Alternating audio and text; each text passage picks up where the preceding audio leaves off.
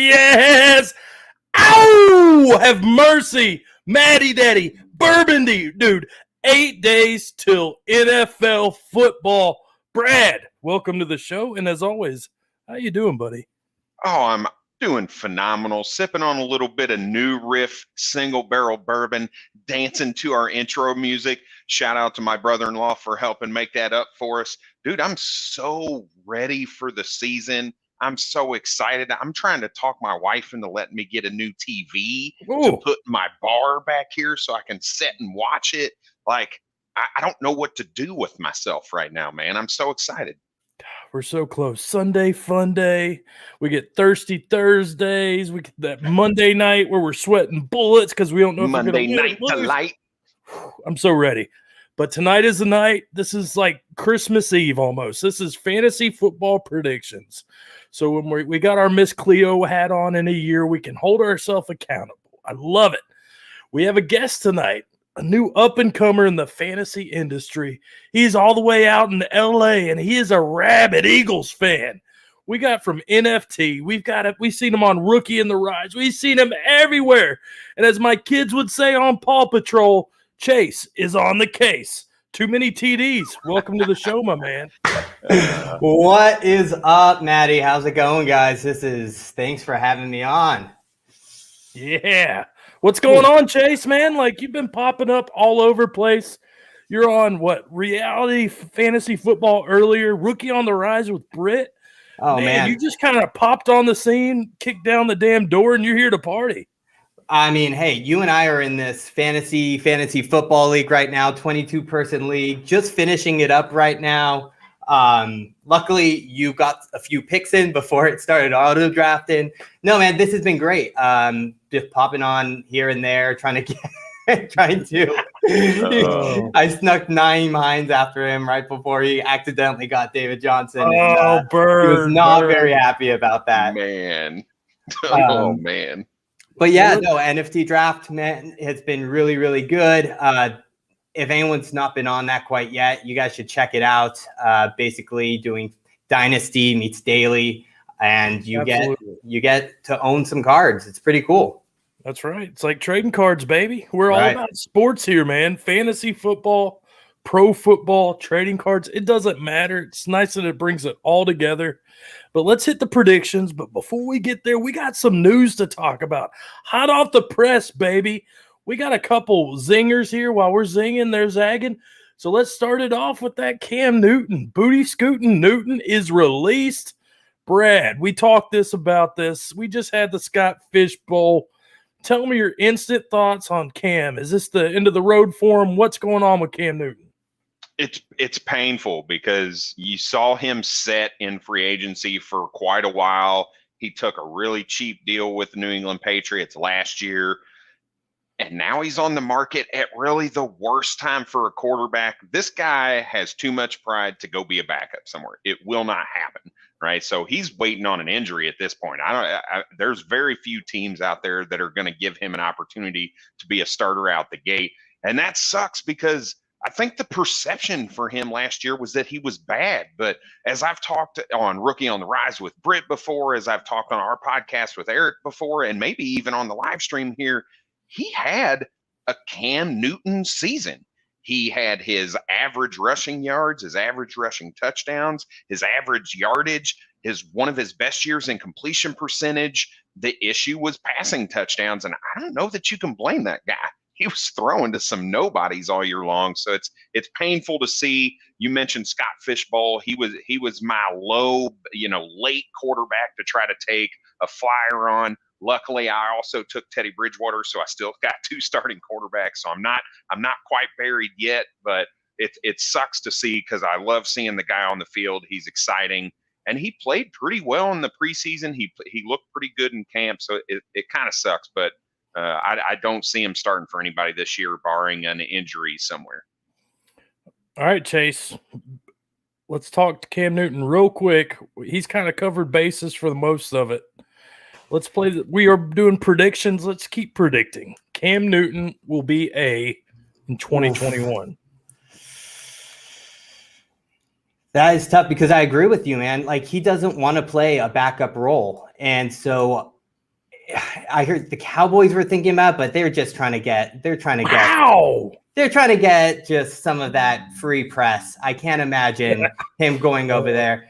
But hey, you know, if he does go over there, I think that means maybe they're a little worried about Dak making it through the whole season, because maybe you don't risk it. Like, I mean, if it's a shoulder issue, play it safe, get that back up.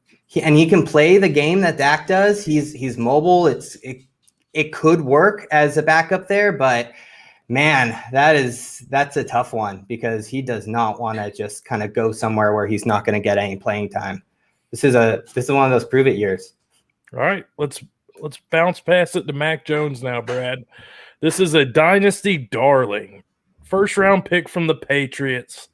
You did your prep work. We saw on ffaffair.com. If you haven't checked it out, we did rookie cards. We did rookie reports. Brad was the main man with Sandman, Berkey. Shout out to our team. We'll talk about those guys later. But let's talk about this rookie projection, or this rookie overview of Mack Jones. What did you see coming out and then going into his landing spot with the Patriots? Oh, he's hyper accurate. I mean, hyper accurate. He does struggle sometimes under pressure, but we saw him handle it pretty well in the preseason. Now, granted, it's not, unexpected pressure. He could see it coming, give him a chance to step up into the pocket and make the throws. But you saw him be really accurate in the preseason as well. It carried over. You didn't see that change. There was always this knock on his arm strength. I didn't see that. Right. I don't think his arm is as weak as what people say it is. You didn't see it in the preseason. Again, he can chuck the rock just as far as some other guys. Now, does he have a Josh Allen rocket arm? No, but you also don't need to have that to be successful. So I think he's going to be good. I do. It was shocking, because you hear about Bill Belichick and the fact this guy has never started a rookie quarterback. Like, it doesn't happen for him. So it was very interesting to see them make that swap. And it tells me he's got a lot of confidence in this guy. So I think he comes out, he does well, but he's a rookie. He's a rookie. He's not going to come in and put up QB1 numbers for you on a week-to-week basis. I think he's a middling QB2 at best this year, and you see him kind of progress as he gets some experience in the Do you have a player comp for him off the top of your head, somebody that kind of reminds you of? Are you trying to get me to say Tom Brady? Because I'm not going to do that. I think he's more like maybe Jimmy G. Maybe he's a good comp. Something like that. I'm not, like, I was watching NFL Network and they're making all these. Of course they are. Like, they're saying that the Patriots have a type. Y'all are nuts. So, but yeah, I'd say like a Jimmy Garoppolo kind of guy. What about you, Chase? What are your thoughts on Jones here? I have very little interest in him on regular redraft leagues, right? But what it does for that offense is just fantastic. I mean, it's best case scenario for anyone who's drafted anyone from that team. And I agree that if they didn't have the confidence for him to go and be the starter, especially with Belichick hating putting out the rookie out there, they wouldn't have done it. And most importantly, I think that means they're going to commit to the run game, but he opens it up. I think it was a smart move. Let the guy get out there, let him play. And I think it's great for the offense. It's great for fantasy. Yeah, I don't see a high ceiling until the Patriots have a tough defense.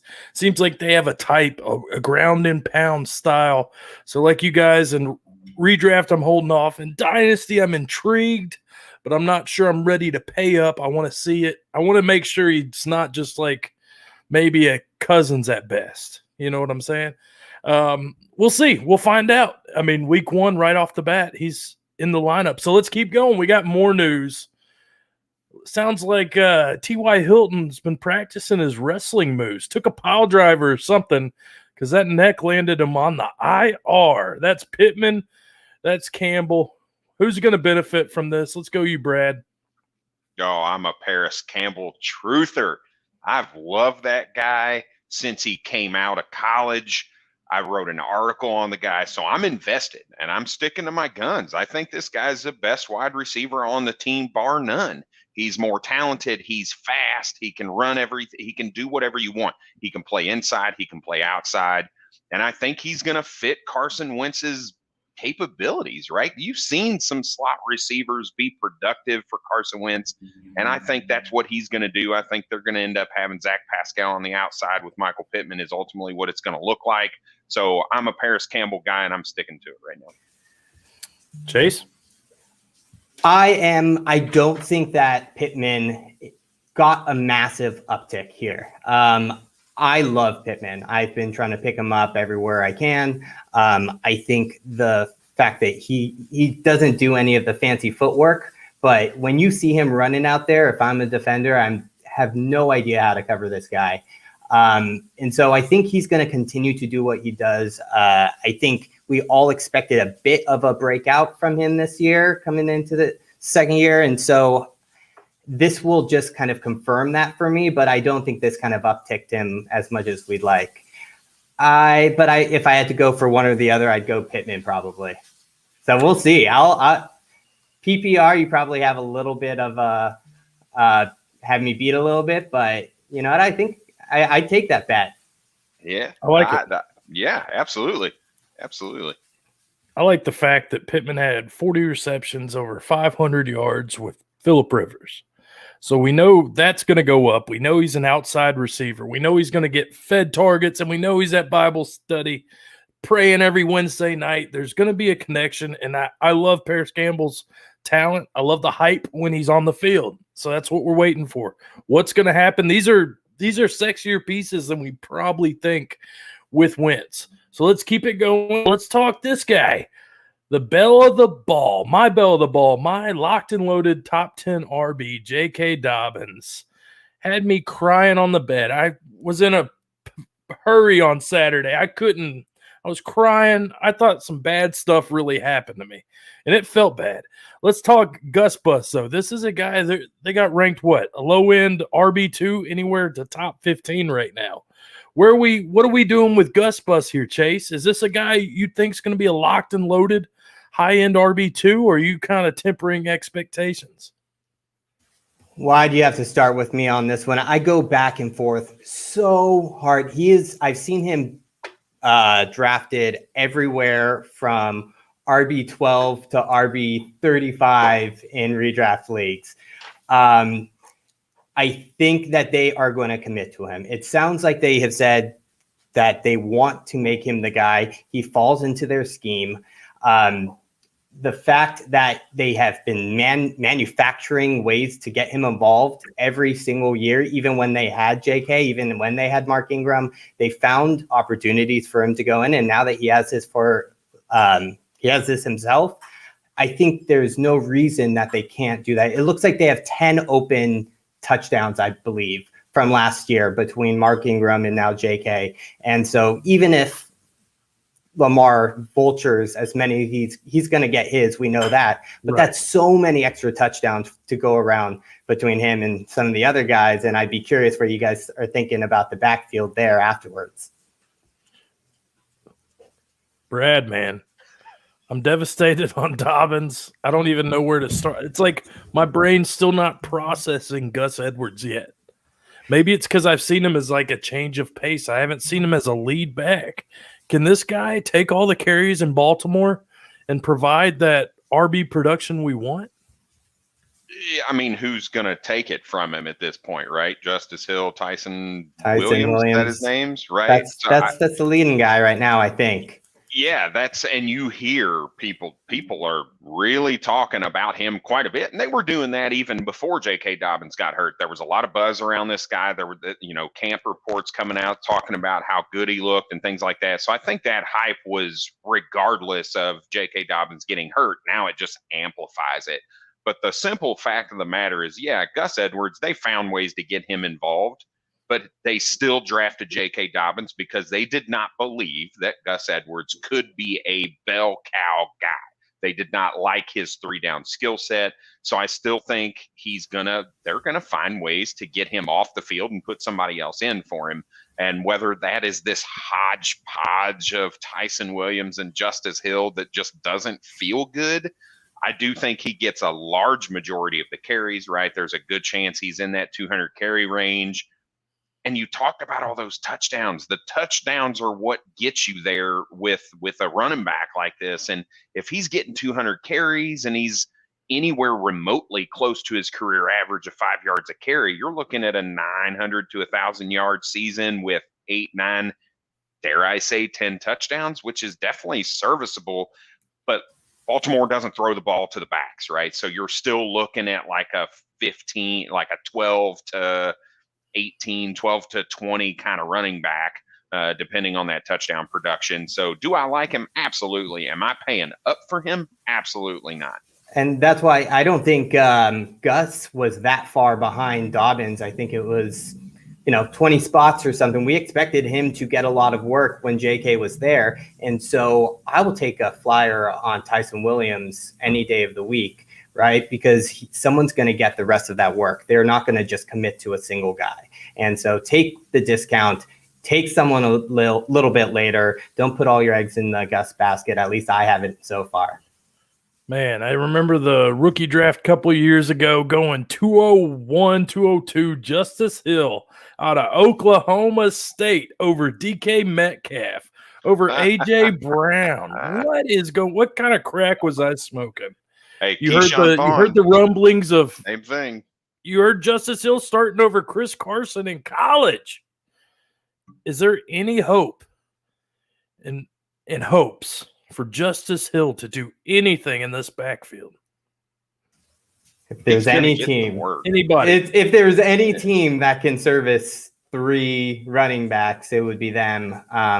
But I'm taking the vastly undrafted Tyson Williams with my last pick of any draft, whether or not that's redraft or dynasty. We got a show to do. I'm going to ask you one last question, Brad. It's a Dobbins question. Let's take it from a dynasty aspect. You're a contender. You're a top 3, top 4 team. You've got Dobbins. What are you doing with him? Are you trading him for, let's not say running back. Let's say, are you trading him for a wide receiver 2, 3 with upside? Are you holding him? Because you can get a draft pick, but what point is that? Yeah. No. Yeah, no, I'm not moving him for a wide receiver at all, period. If I got J.K. Dobbins and I was a contender, most likely, if you're calling yourself a contender, he was not your first option. He was your second or third option. So at that point, I'm looking to maybe move. If you're worried about that running back position, maybe you move him for you talked about Chris Carson plus. David Montgomery, if you could pull that off. So I think there's some options you could take to move J.K. Dobbins and stay in contention and it not completely crush your future 2 years down the road. But I'm definitely not moving him for a wide receiver in that case. I can dig it. Guys, we've talked Dobbins. We've talked the neck breaker on T.Y. Hilton and Cam Newton's not playing backup. Yada, yada, yada. Let's get to the gaga, baby. Let's get to the good.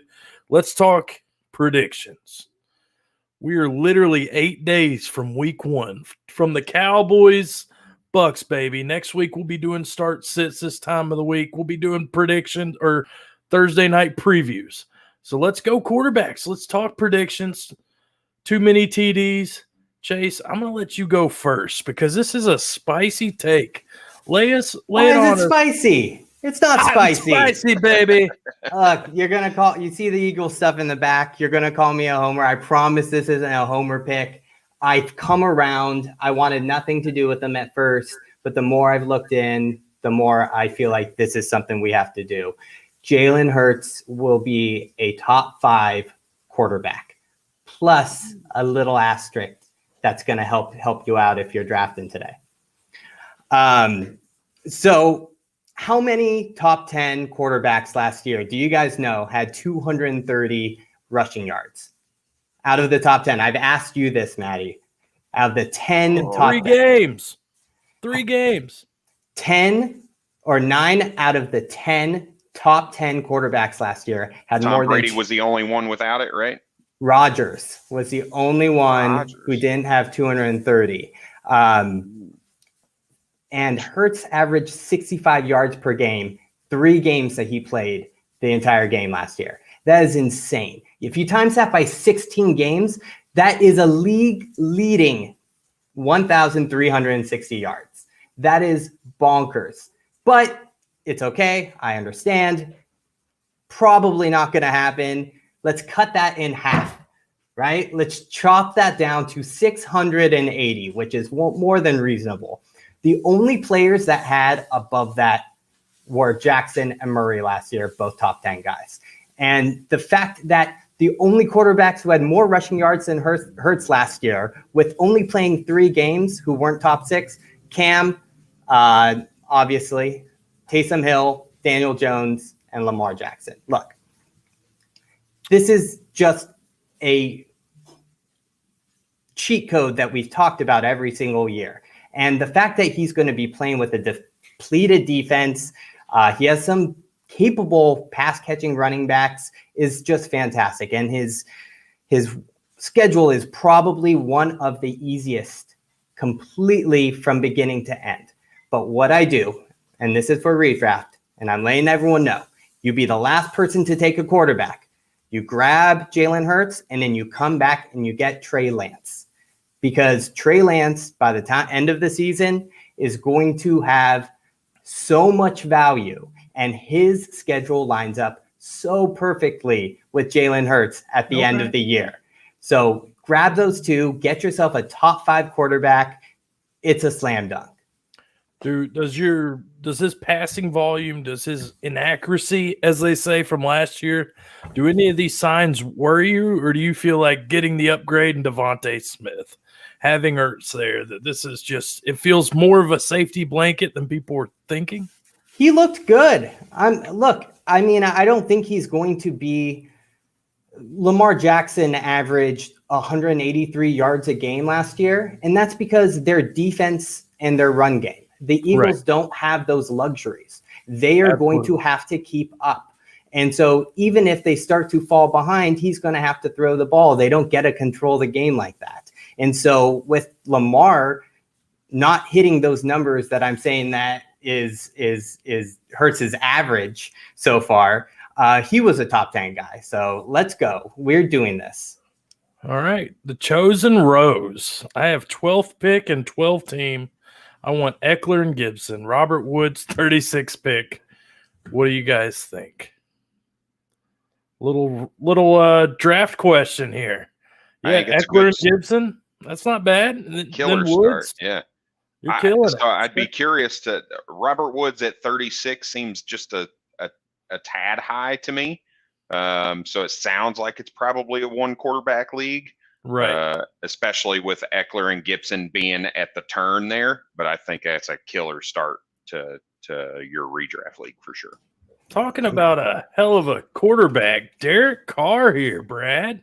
You went with Derek Carr for your prediction, so let's hear it. Lay it on us, baby. And initially I had a totally different pick, and then because I believe in Derek Carr, and my bold take is that Derek Carr will be a QB1 this year.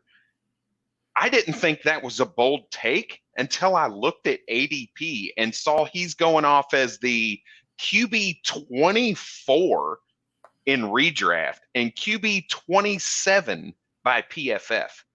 That's ridiculous. That's absolutely ridiculous. This guy was a QB 14 last year alone. Now, yeah, he had a career year, but nothing's really changed for him, right?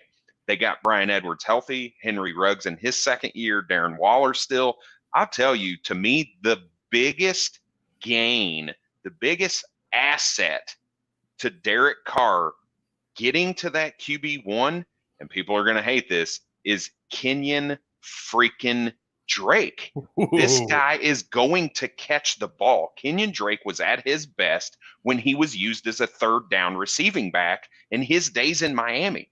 He was not that good in Arizona, even though he got like 250 something carries and was excellent in the red zone.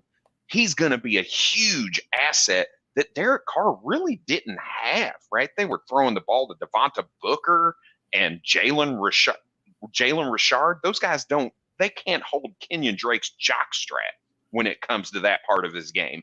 So I think that adds to Derek Carr's capability. I'm a huge believer in Bryan Edwards. shout out to Britt on that one as well. And Henry Ruggs in his second year, if they can just get the ball to Ruggs down the field, I think you're going to see some things happen. And then you've got guys like John Brown, who they cut. So you're wondering, oh, wow, maybe they really do like Henry Ruggs and Brian Edwards right now. Maybe they do have some faith in them. And the gold mine that is Darren freaking Waller. This dude is a walrus. He's a beast, right? So I don't know that there's a world where this guy can't be in that QB1 range. He was stupid efficient. He's gotten better every year for the last 3. You've seen him put together an MVP type season before when he's had useful wide receiver weapons when Amari Cooper and Michael Crabtree was there. So I love the pick, and I think to me, it's not a bold take, but apparently to everybody else it is. So I'm going to throw it out there. The community hates Derek Carr for some reason. I have there are few players who, no matter what they do, no matter where they finish, all of a sudden everyone just completely forgets that, and it's as if the previous year didn't even happen. I love that take. It's spicy for sure, and I think it's funny you bring up Ruggs and what's gonna, as we keep going, what we'll see here. I can dig it. I'm not sure if I'm sold on Carr and just the pass volume, but at the same time, the Raiders' defense is garbage. Like you said, if you have a healthy Edwards, if you have an improved Ruggs, that's all we need. Carr was good last year, and you add the weapons situation, I'm digging it. I like it. Let's go my quarterback, though. I don't know if I played a little bit safer or a little bit more bang for your buck, but I went Brady. I went the GOAT. I went this Bruce Arians offense. I went the quarterback 7 last year will be the quarterback 1 in fantasy for the first time in his career. But MattyDaddy, why? Why not? This is the team. This is the place of places. If you're going to South Beach, you're going to pass. Look at the weapons. Look at what he did last year. 4,600 yards, 40 touchdowns. You had Godwin for 12 games. You had AB for 8 games. You did not have a pass-catching running back on your team. And you walk into this year with retooled. You have a cupboard full of goodies. To me, this is the sky is the limit for year 2 in this Bruce Arians offense. I don't see him running the ball as much. I think they're just going to air it out nonstop. If you go off those last 5 games, 30 points a game. That's number 1 in the NFL. To me, this is Brady's window, and I think he's about to, like I said earlier, knock the damn door down. Tom Brady as your quarterback 1. It's like I gave a speech to rally the troops. Carr, Hurts, Brady, let's go. If you want to become a running team, you don't go and pick up the best pass-catching back potentially out there. And they probably went and tried to get James White, and I bet you Belichick ixnayed that instantly. But I also buy that. I like your guys' QB takes. How do you not think that's a possibility with him being the QB1 overall? This dude was lights out. And normally, if it was literally any other team and any other quarterback, I'd be like, that defense is way too good. It's not going to happen. But between Bruce Arians and Tom Brady, they don't give a shit if they're up 30 or 2. They are throwing the freaking rock. Like, it's happening. They just want to destroy teams. They were already in the playoffs by like week 13 or 14. What did they do the last 3 games? 38, 38, 30. That's numbers, baby. That's getting in a groove and knowing what you got, and we're just going to keep going. So this is literally the logic of all gas, no brakes. This is what Bruce Arians and that offense does. It's just not watered down with Jameis Winston anymore. That's for another show, baby. Let's keep it going, though. I'm going to start off with the running back one, because I felt this was spicy. I'm not getting that kind of stomach feel. I'm kind of getting the curdles now, but I just want to kind of show you how important this guy is. A.J. Dillon, the beast from the, I guess, Middle East. I don't know. A.J. Dillon, the 240-pound running back of steel and sex appeal, is a high-end RB2, top 15. Book it, dude. Granted, the running back carries might not be there, let's say 200. But if you can average 5 yards a carry, if you can deliver in the end zone, that's all that matters. We saw Aaron Jones do it. We know that role's got to change a little bit with Jamal Williams out of town. I don't think this team's going to stop what they're used to doing. You saw what he did in that last week 16, I believe. 2 touchdowns, 22 carries. Baby, my boy. So this is a guy, RB2, where you're drafting him. Just situation. They picked this guy for a reason. Granted, they've picked Jordan Love for a reason, I guess. So, but this is a guy who's being slept on. I think this is going to be a committee. I think there's a high chance that this guy can get double-digit touchdowns. Is Aaron Jones a bust then? Or do you think he can be a top 12? And I think Aaron Jones is your safe bet. I think his pass work's going to go through the roof. I mean, we've always compared Aaron Jones to Kamara, which makes sense. I get it. But I see a likelihood of A.J. Dillon pounding the rock. Keep Aaron Jones healthy. This is a team that's went to the NFC Championship on multiple occasions. I'm all for Green Bay's rushing attack. And I think A.J. Dillon is going to be the perfect situation. The key's going to fit in the hole, baby, because A.J. Dillon is going to be running wild. It's interesting because when you think about Aaron Jones and Jamal Williams last year, it was like a 55-45 split inside the 20-yard line in rushes. So what you're talking about with red zone work, that's definitely within the realm of possibility. I just don't know that he's going to get the carries, right? Is he going to get 200 plus carry? I don't know.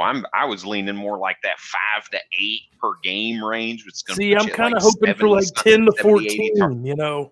You said the second half of the year, you'd have me. I don't think that they're going to be splitting 50-50 or anything like that from the beginning and from the onset. I think as Jones kind of gets into his rhythm, as they realize that they don't really need him to be on the field every single play, then they may start to work Dillon in a little bit more and more. And so the second half of the year, that could be a steal. And if he's not getting the work right away, maybe I trade for him. But I don't know if I buy it. I think that is a spicy take, my friend. 62 plays a game. That's what they averaged.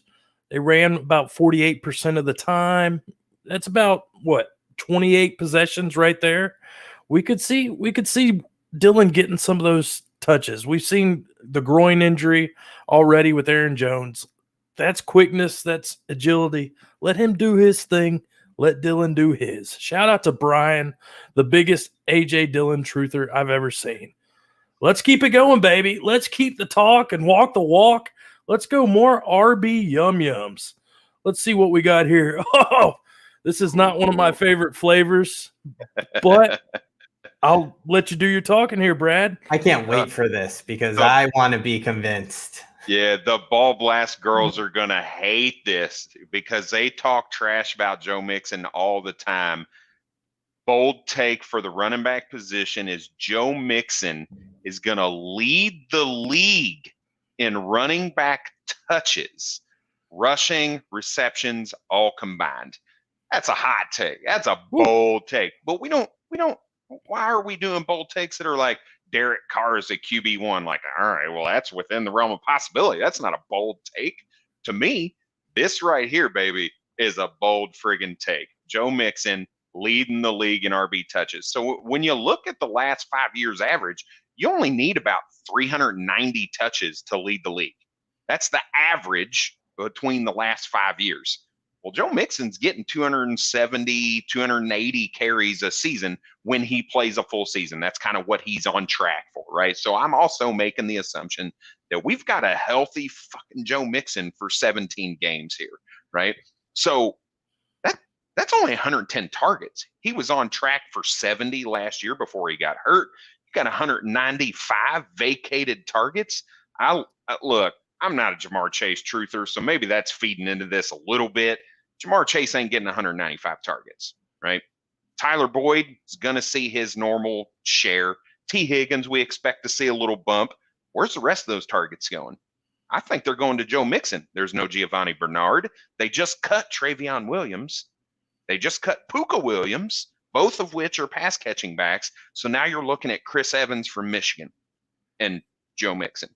So really, you're just looking at Joe Mixon. So we talk about all of that running back share that James Robinson got last year on his path to being the number 8, I think overall, 7 or 8 running back, how he had like a 90% opportunity share. If the running back touched the ball, James Robinson was the guy touching it. I think that's what you're going to see this year in Joe Mixon. If he's healthy, he's going to be the guy touching the ball at all times from the running back position. And I think it's a bold take, and I'm ready to let you guys shred it up. To me, it's always been the injuries, man. It's been the Bengals. It's been that offensive line. It's nothing against the talent. The guy's a stud. I think I'm just tired of, basically pooping in my hand here. I'm ready to wipe my ass. And that's what I feel like with Mixon. I feel like I'm just basically holding shit in my hand all the time because I'm waiting on this draft ADP. What a terrible analogy, by the way. Anyways. If all of your analogies can be something. Yeah, they're all terrible. What am I saying? Yeah.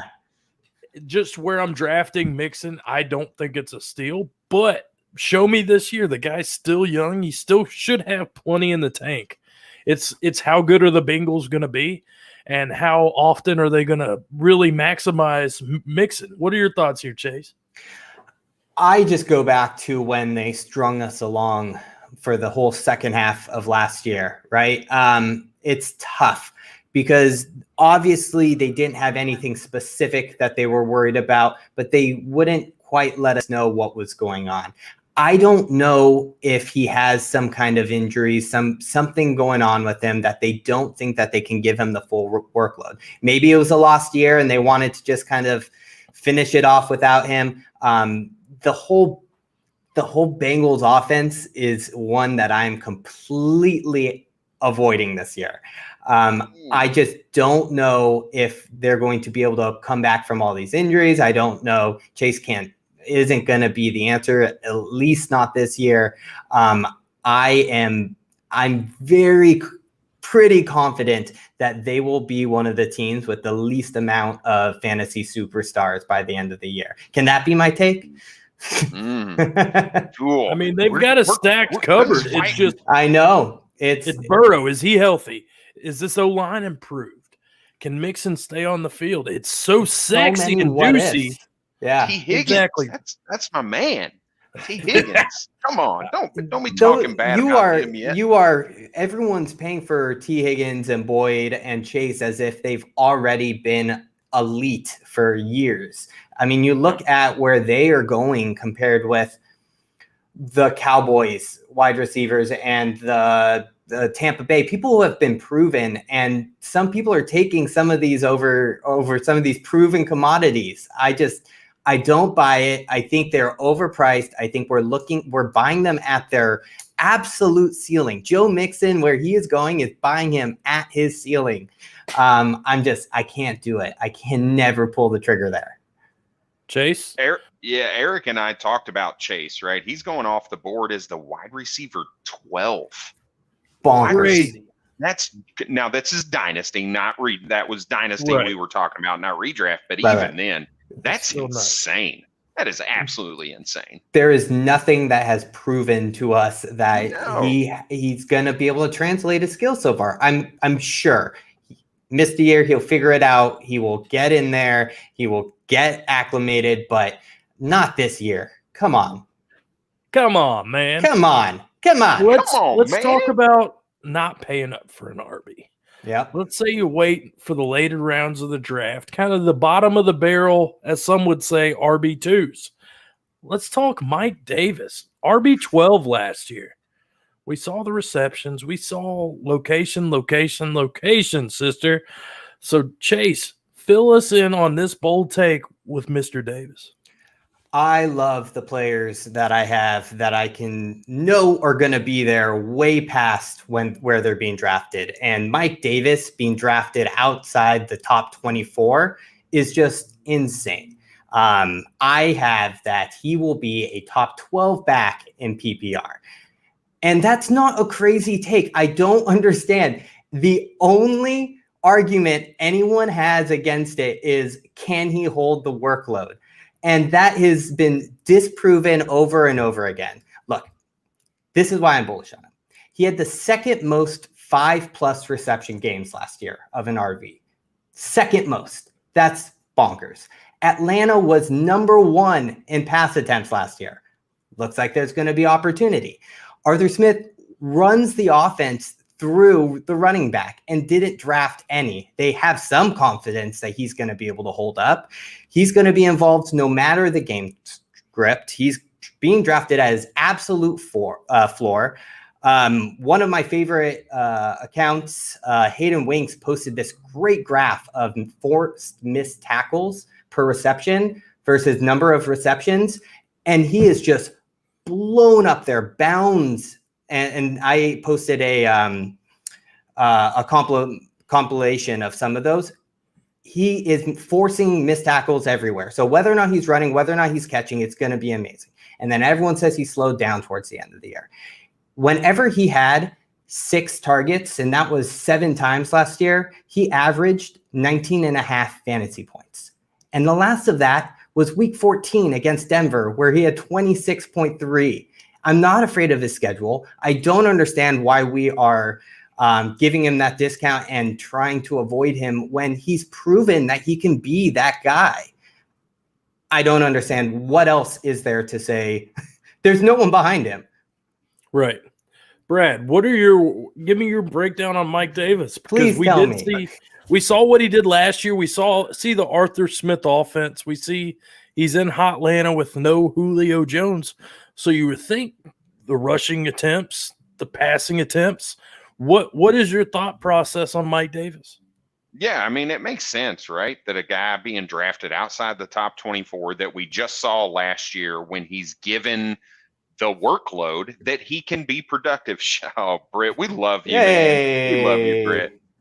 I look for my baseball. We talked about it pre-show, man. Yeah. He was so pissed he didn't have his baseball. Yeah. But yeah, I mean, I love it. I absolutely love it. These are how you win fantasy drafts, is with stuff like this, going through, finding the value and where people are fading. And the beauty of redraft is people like those shiny new objects, right? They like those J.K. Dobbins that they're drafting. They like those DeAndre Swifts or those Javonte Williams. Javonte Williams is probably going ahead of Mike Davis in redraft leagues. And we don't even know how much workload that dude's getting, right? Melvin Gordon's. So it's those types of things that when you pay attention, when you're looking, you find the value. That's how you win leagues. And this is a perfect example of it.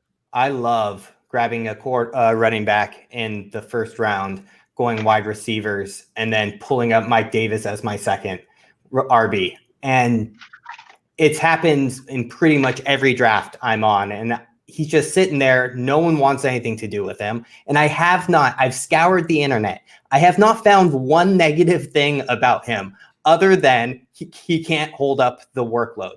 That's what we said about Eckler. That's what we said about McCaffrey. Who knows? You got to think the wear and tear on this guy isn't what you would expect from a running back at his age. He's been a backup.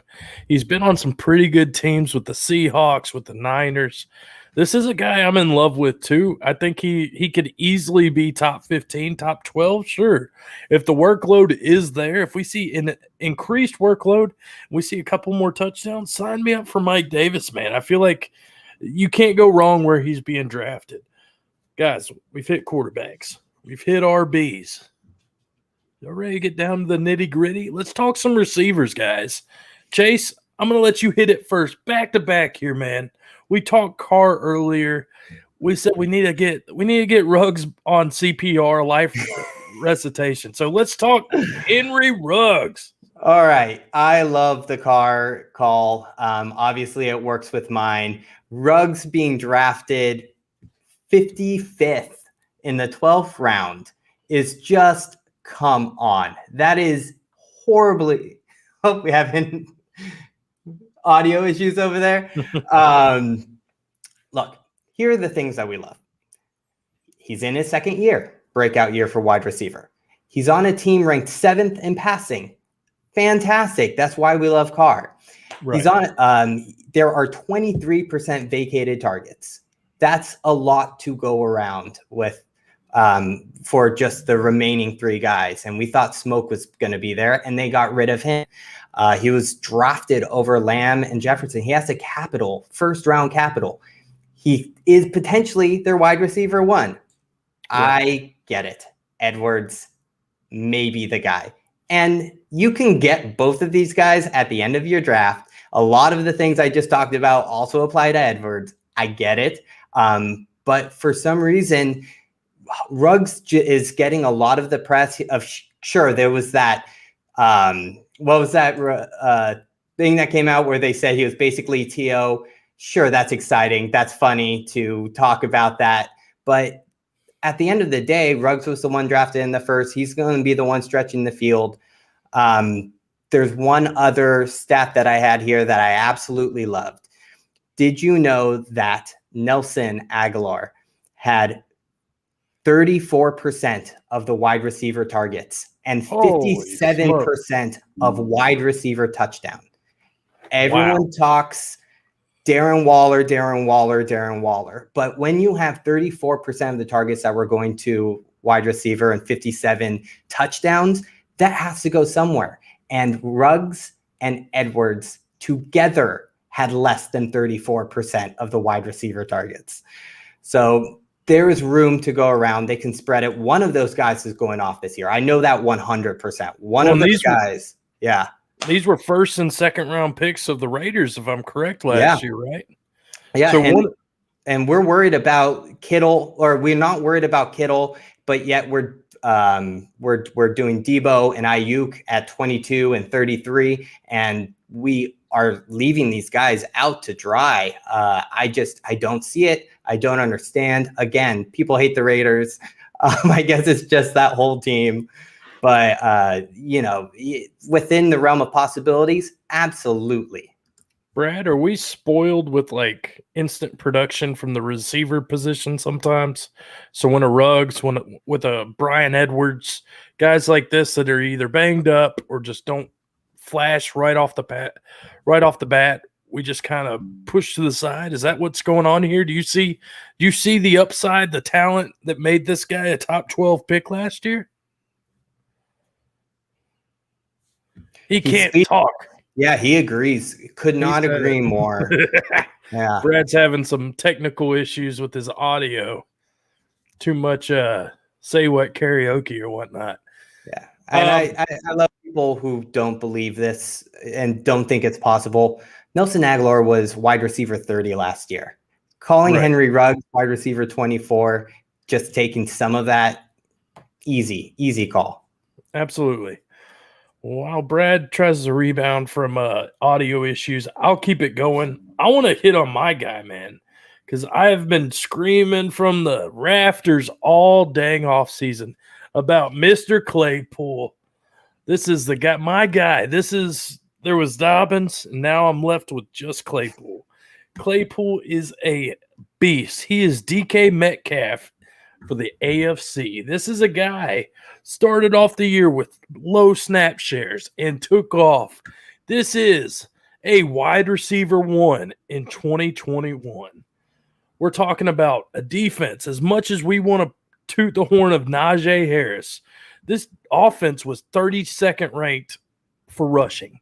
This offensive line got worse. There are different things in Pittsburgh. Red flags. Juju has not gotten better. As much as we hype up Deontay, let's hype up Claypool a little bit here, man. Let's talk his situation. We're talking Big Ben, man. We're talking Matt Canada, the new offensive coordinator, implementing jet sweeps, all these different things. You're talking 1,400 air yards last year with Claypool. There are all these signs that point that Claypool is a beast in the making. To me, this is a guy I want on all my teams. All you got to look is how the year started and how it ended. From week 5 on, 100 targets. That's money, baby. There's plenty to go around in Pittsburgh. I like the new offensive coordinator. I like Big Ben when he can throw it deep, baby. And I like that red zone target in Mr. Claypool. Brad, are you back, baby? Can you I'm talk? hoping so. Can you? Yeah. There he is. How about that? Talk about an epic fail in a live stream. Jesus Christ. Hey, it Leave worked. It to me. You got back Leave on. it to me. Yeah, dude, I love it. So I've really grown a lot on Chase Claypool. The one thing that worries me about the situation is the addition of Najee Harris, and let me explain why. And this might be why I'm a little bit higher on Deontay Johnson than I am on Chase Claypool.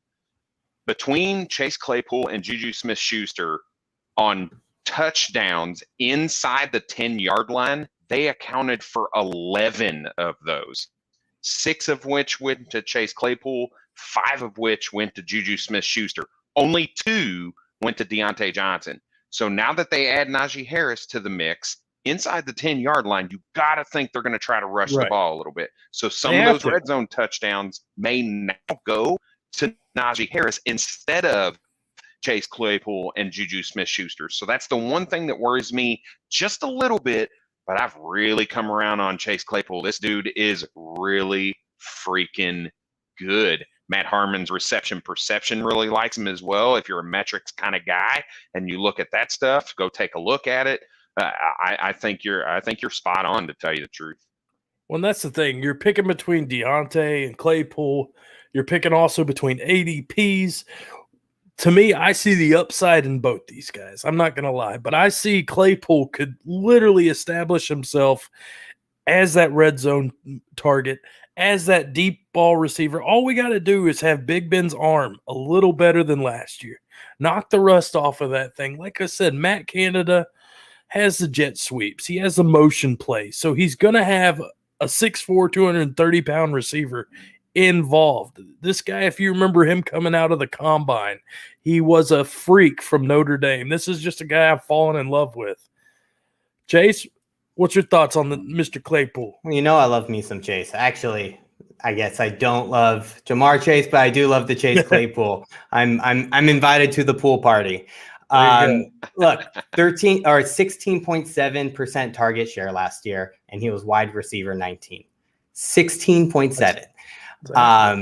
But those 13 red zone targets, you're right, man. That's going to be the difference on whether or not he hits that number or not, because he's a big play waiting to happen. And so most of his touchdowns may have to come on those just kind of broken defenses where he just kind of burns out and gets out there. And so once they're in the red zone, it's going to be tough to see them tossing it over to him.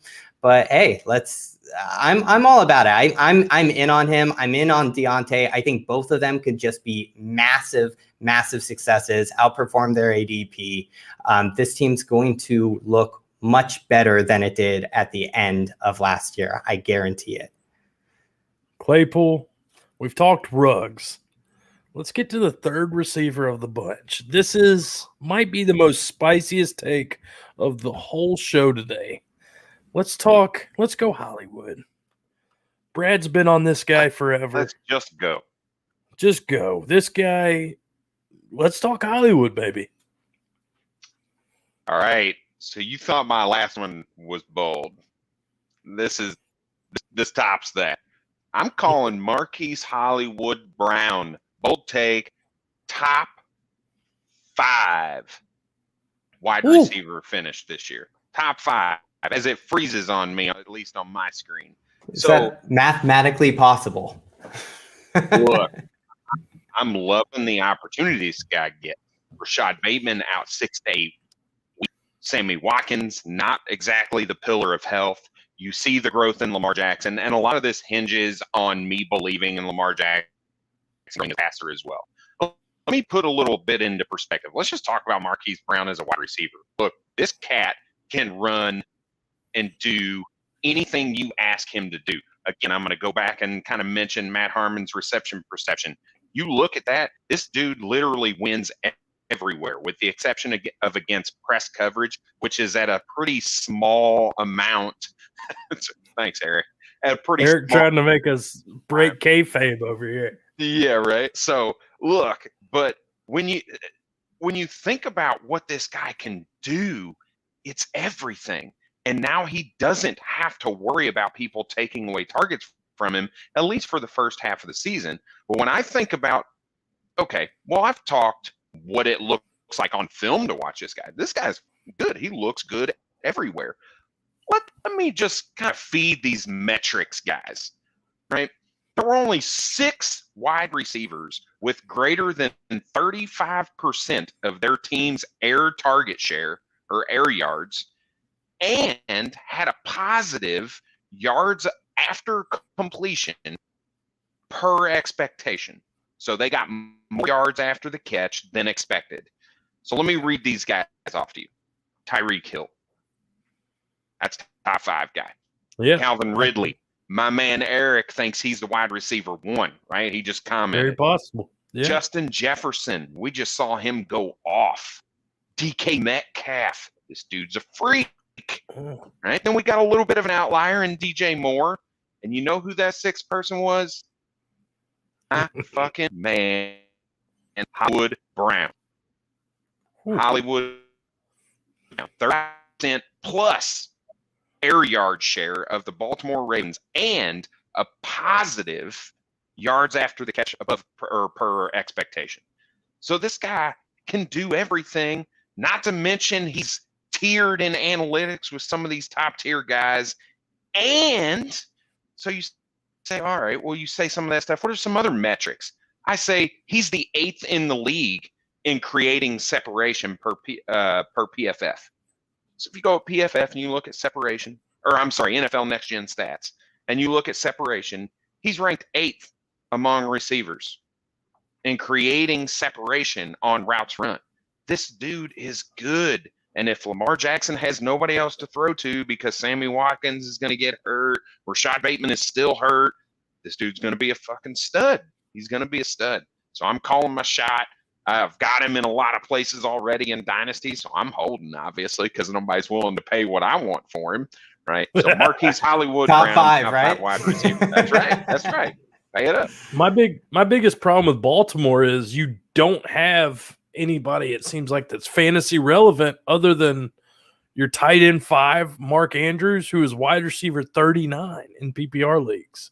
Marquise Brown was wide receiver 12 in the back half of the season last year.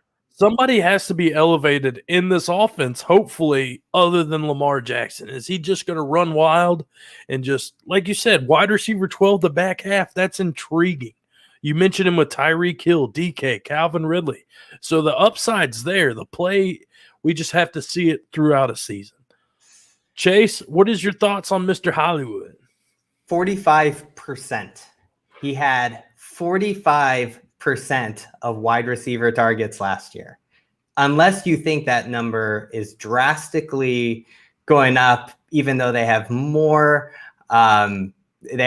targets now, or Lamar is just going to sling it a lot more, I guess, without J.K. Dobbins. I don't see where he gets those. I mean, it's going to have to be 4 or 5 just massive, broken defensive plays where he just takes it all the way to the house in order to get up there. I mean, he was wide receiver 30 with 45% of the target share.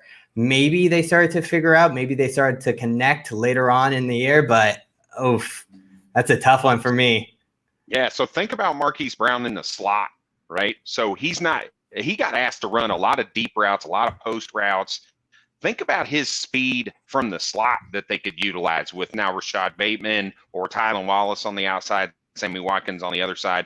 I've said this before. Marquise Brown was at his best in Oklahoma when he had CeeDee Lamb or Mark Andrews there, right? That's when he put up his huge seasons in Oklahoma, is when there was another target there to help him out.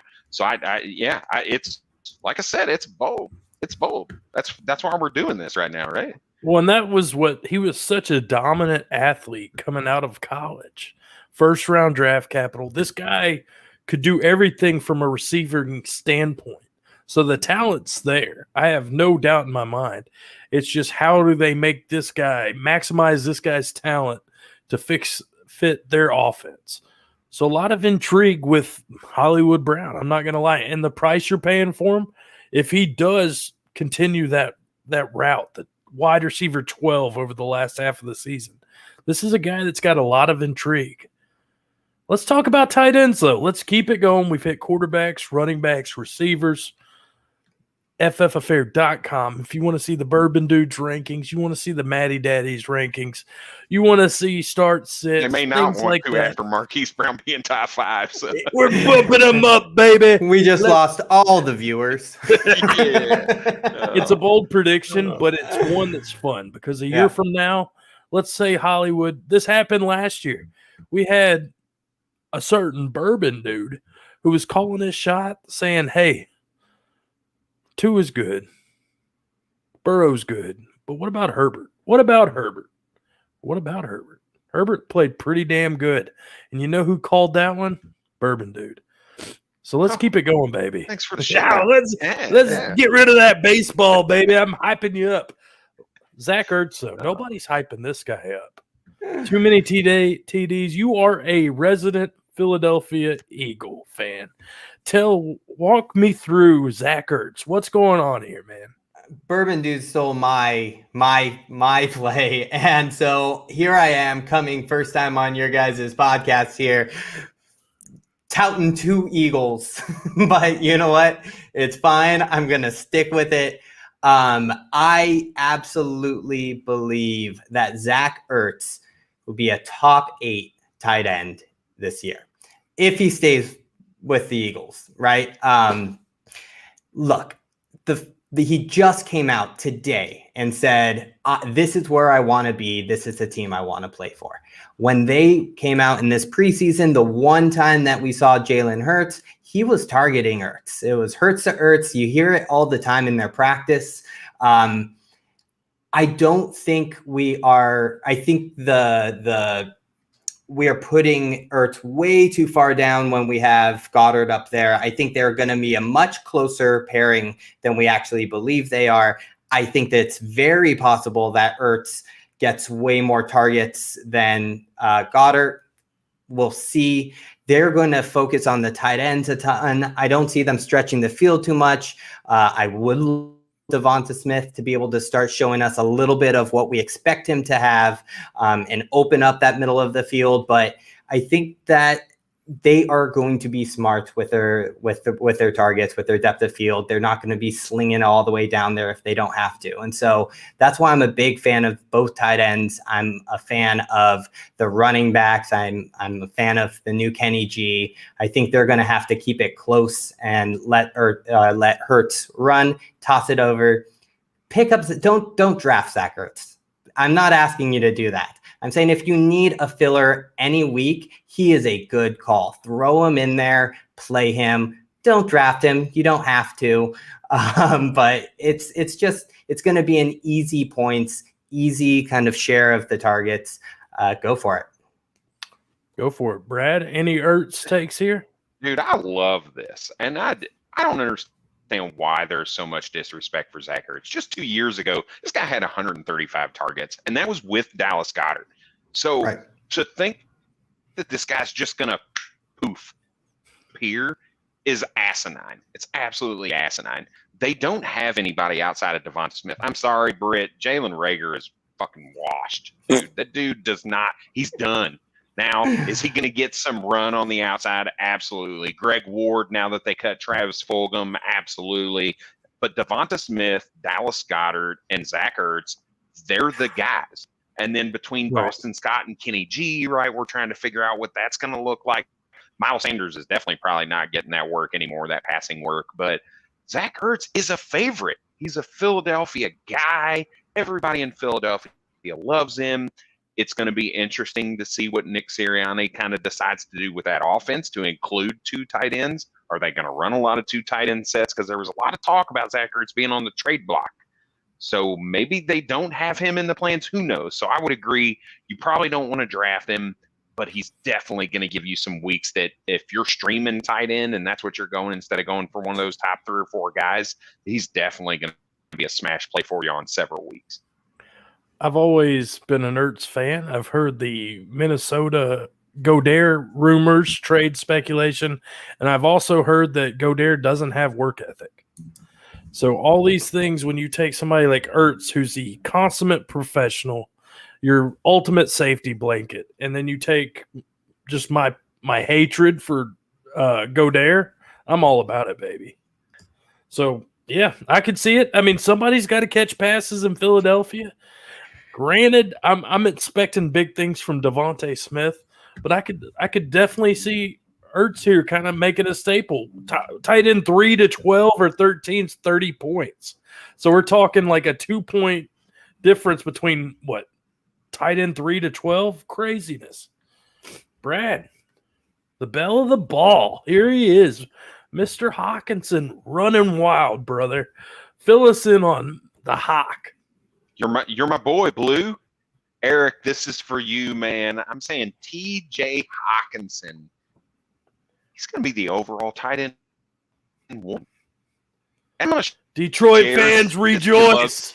I'm going to share this luxury with Chase because I know he had to go barrel diving, right, to get his. So, I think it's fair to let him talk to this since he wanted to call it too. But look, tight end ones over the last 4 years have only needed 131 targets on average. Is there a world where this guy doesn't get 130 plus targets? They just caught Rashad Perriman, so now you're looking at Amon-Ra, Tyrell Williams, Quintez Cephas, and whoever else is in that wide receiver room. I have no idea. DeAndre Swift is definitely going to get his share. Don't fade him like everybody is telling you to right now. That's just a side note. But anyway, so when you look at the tight ends, the tight end ones over the last 4 years, Travis Kelce every single year. So we don't have to go diving too deep. But he had 145 targets last year, 136 targets the year before that. Then we had an outlier year where we had 2 tight ends with over 150. That was a Zach Ertz and the Travis Kelce season. And then again in 2017, Travis Kelce tight end 1 with 122 targets. So this is not within the realm of – this isn't outside. He had 101 targets last year, and that was with Marvin Jones, with Kenny Golladay a few games before he got hurt and was, dealing with his issues. But now you bring in Jared Goff. And everybody's like, well, I don't know. Jared Goff kind of sucks. What do we do about him? Well, let's just think about what Jared Goff did the last 2 years with his tight ends. Last year, he targeted the tight end 122 times. But you know who was on that team with Tyler Higbee and Gerald Everett? Cooper Kupp and Robert Woods. And they still targeted the tight end 122 times. Sorry, there's nobody that's taking targets away from TJ Hawkinson right now. So then you go, okay, well, what about 2019? Oh, it goes up in 2019. They targeted the tight ends 149 times. This is Jared Goff in the Los Angeles Rams. 149 times. That was with Cooper Kupp, Robert Woods, and Brandon Cooks. Jared Goff has an affinity for the tight end. You bring in Anthony Lynn. I could go down that road too. I'm not going to. He doesn't hate his tight ends either, right? So I think TJ Hawkinson's a lock for 140 plus targets, which is going to give him the opportunity to be the tight end 1, and that team's going to be bad. They're going to be chucking the rock, and I think it's a possibility. Bold take number 4. That's the key there. Goff was able to put up those numbers and tight end that much with that defense. They committed to the run. They didn't have to chuck it up and have these high scoring, massive games all the time. Detroit is going to have no choice but to throw it to who? Like, they are literally cutting guys when they don't have a full roster of wide receivers. I don't even know who's their not starting receivers. I look at these names and I'm like, I have no idea who that is. And they are cutting people that they're paying millions of dollars to. I just don't understand what the plan is right now. And they obviously think he is the focal point of that offense. Swift, I know you said don't worry about Swift. I don't feel great about him. At least not staying healthy completely throughout the season. But what are you going to throw to? You have to play a full game of football. I don't know where these plays goes. I'm very excited. I don't think there's any chance that Hawk doesn't finish top 4, and he absolutely can finish every spot above that. Like, he is one of the safest players I think you can possibly draft. Yep, I like it. Hawk's getting drafted like he's a top 3 tight end already. Like, that's how high everybody is. I think at this point, if he doesn't finish top 3 or 4, people are going to be outraged. I don't, barring injury, I don't know how that would be possible. Right. He's going to have 12 targets a game. Like, easy. Like, let's get to the average drafted tight end 22 being a tight end 1. Anthony Ferkser, your jack of all trades. Not only does he have the brawn, he has the brains. Harvard graduate. This is a guy who's going to be led by a tight end coach as your offensive coordinator, head coach. This to me is not head coach, excuse me, but offensive coordinator. To me, this is a guy that's getting overlooked. You had Jonnu Smith, what he did last year. You bring in Julio. Julio's great. You got AJ Brown. You got Henry. So why am I bringing up Ferkser? Well, if you're so worried about these other receivers and this running back, and you've got a tight end who can score first downs all the time, that's all he did last year. I think it was like 29 out of 36 passes was first downs. You got a guy who can play in the slot, who can play action. And we've all seen Tanny, what he does. He stacks they stack the box. They feed Henry. Boop. Tight end touchdowns. Boop. Tight end touchdowns. Doesn't take much to be a top 12 tight end. You can go ahead and mark it, dude. Anthony Ferkser is a top 12 tight end, baby. Tight end. Anthony Ferkser. Why not? I worry a little bit about this because the team didn't even put him as the number 1 tight end on their depth chart. Geoff Swaim. Swaim is Disrespect. The tight end 1. Disrespect. Look, it almost, I don't want to say it doesn't matter, but it almost doesn't, because that offense targets 2 tight ends regardless anyway, right? When you think about what they did with Jonnu Smith and Anthony Ferkser the last couple of years, they both averaged around 60 targets each, right? Now, I don't think that there's much more above that he can see with them bringing in Julio Jones, but is 60 targets enough to get you in that range? Absolutely. I think that's the biggest thing, though. I think adding a Julio Jones helps a Ferkser because you don't have Corey Davis on the outside. You have a guy, they have no choice to pay attention to Julio, AJ Brown, and Derrick Henry. And you've seen what Tannehill's done in the play action game. You've seen how easy it is to find the middle of the field open when you've got these alpha receivers on the outside. And you have a guy, like I said, you could leave Ferkser in the game in the slot position. Am I worried about Josh Reynolds? Hell no. So this is a guy, granted, he's got to beat Geoff Swaim. I don't know if they're just trying to mind fuck me or what. This is a guy I'm saying is a top 12 tight end. Book it, dude. Chase, your rebuttal? Or you think I'm kind of on to something? He will not get there with usage. The targets are not going to be there for him. I think that Julio's going to demand his. AJ's going to continue to get his. The one place, and you have it right, I believe, that it's going to be in the red zone. Last year, I think Jonnu had 75 was on the field for 75% of the red zone plays. And so if you think about those being vacay, I think Ferkser was only like 30 something. So that is where he's going to make your money. And to be a top 12, like you said, you need to fall in the end zone a couple of times. And all of a sudden you are tight end 10, which was why I was okay with my Ertz as well. Yeah, hey, tight end 12's pretty much the same thing, as taking a gamble. Right. I'm not saying tight end 12 is the best streamer in the world. Right. But at tight end, it's pretty bare bones after that top 5. All right. So we've hit them hard and we hit them fast. We just went 1 hour and 15. Guys, before we get out of here, we are going next week. We're in full grind. Let's finish it off. Football season. We talk fantasy all the time. Let's talk real football. Give me your best being at a football game experience, Chase. Oh, man. For one of my birthdays, we rented a massive party bus in LA when the Eagles were playing LA.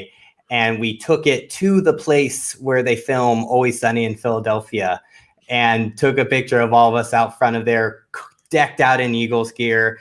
Massive party bus right there. Got retweeted by all of the Always Sunny fans. Went in bar hopping, then went to the game and watched them win. Weren't expecting them to win at all. They were not in their prime. It was a good day. That was probably one of the best days, and especially getting retweeted by all the Always Sunny people. Come on, it doesn't get better than that. No, like Ice Cube says, it was a good day. Brad, you said you're going to a game with Andy Jacques, our editor for the Fantasy Football Affair. Hit me with your favorite one you've been to. Look, for me, it's I went back and forth between two, both of which were losses, so it really sucks. But I'm going to have to go with the one from back in the day. I'm talking about Dwayne Rudd throwing his helmet. You got to go back a while for this, right? So Dwayne Rudd, is that what you said, the linebacker? He was a linebacker for the Cleveland Browns. They're getting ready to beat the Kansas City Chiefs, right? It's week 1. So we are hyped. They stop him on 4th down. Game's over. Dwayne Rudd takes his helmet off, throws it on the ground in excitement. Yeah. And a flag comes. Unsportsmanlike conduct. 15-yard penalty. Kansas City kicks a field goal to win the game. Oh, what a hell of a game, though. It's crushing. But when you think about the excitement, the emotional roller coaster that you're going on during that game, you can't beat it. It's just like it was exactly the same thing as me watching the Baltimore-Cleveland game last year, where they're going back and forth. Oh my God, Lamar Jackson's out because he needs the shit and he can't, or whatever was going on with him, right? We take the lead.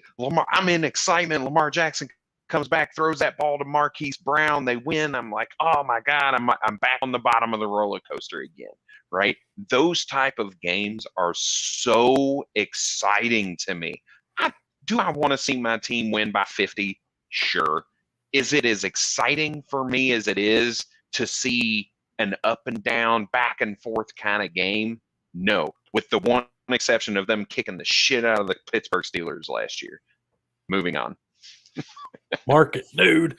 Yeah. Man, mine had to be going back to when I was in middle school, seeing the Cowboys go to Jacksonville with Quincy Carter as their quarterback, Alltel Stadium, playing in a W on them. One of my first memories. I'm one of 7 kids, so we had a big family. My dad had to do his thing, but he was like, every year you can pick one sporting event or one thing, and you can go to it. So mine, you got to go to a Cowboys game. We go to Jacksonville. Just things you'll never forget. Of course, I had the Quincy Carter jersey. We all know how that story unfolded. But guys, football season is here. Enjoy it. Embrace it. Like we said, start sits every week. Thursday night previews. Live stream on Wednesday nights. Podcast format Thursday morning. We're going to be hitting it hard, hitting it fast. Be sure to check out our product, www.ffaffair.com. We are literally almost dropping a podcast every day. You want to talk Devy? You want to talk rookies? Rookie on the rise. You want to talk waivers? You want to have a drink? Hot Buy Happy Hour. You want to go to our flagship show, learn the processes of Dynasty, how to build your team up from the ground up. You go to the Fantasy Football Affair. We have it all. We have it all. DFS cash. Oh my God! I got a list for Santa, and I'm been a good boy. Brad, if they want more of you, where can they find you? Hey, at FF Bourbon Dude on Twitter. You'll find all my writing on ffaffair.com. Help out a little bit with the Facebook page, so go out and check that out too, right? If you're not a Twitter person, go check out the Facebook page. It's got all the same stuff that our Twitter site does. But I'm more interested to hear where we can find Chase at. You guys can find me on Twitter at Too Many TD without the S. I'm trying to get a hold of that person to get the S, but you're trying to buy his jersey, basically. Yeah. Has not been successful so far. So Too Many TD, or else that guy's going to get a bunch of Twitter follows. But that's fine. Hey, give them a follow too. Maybe they're a cool dude. No one knows. Also check out NFT Draft. Guys, it's going to be awesome. It's going to be an amazing season. You get to own cards, play with them, win cash prizes, and you get to try out NFTs. I didn't know crap about crypto and NFT and all that. MattyDaddy's in there. We're giving advice. We're making content for them. Give us a check out. Hit us up. We'll help you guys out with it. It's a lot of fun. But yeah, I'm just stoked on this season. Dude, 8 days. That's all we have to wait, guys. Fantasy Football Affair. Matt, Brad, Chase, we're kicking ass and taking names. And until next week, it has been a pleasure, my treasure.